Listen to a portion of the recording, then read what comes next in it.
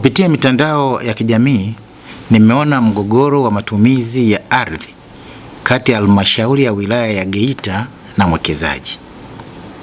Sasa Wizara ya Ardhi, Nyumba na Maendeleo ya Makazi inaungana na Ofisi ya Waziri Mkuu, Tawala za Mikoa na Serikali za Mitaa TAMISEMI katika kuhakikisha kuwa mgogoro uliopo katika eneo hili la mamlaka ya mji mdogo wa Katoro, mkoa wa Geita, unafanyiwa kazi na kukamilika.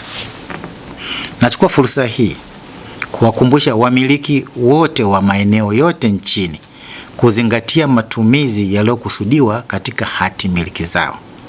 Endapo mmiliki ana mpango wa kuendeleza eneo lake kwa matumizi tofauti na yaliyotolewa kwenye hati miliki, ni lazima apate kibali cha mabadiliko ya matumizi kama sheria zinavyoelekeza.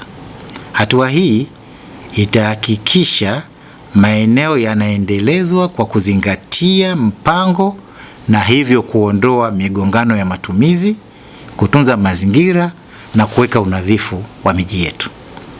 Aidha, uendelezaji wowote unaofanyika sharti uzingatie sheria za uendelezaji miji, ikiwa ni pamoja na kupata vibali vyote vinavyotolewa na mamlaka zote za serikali.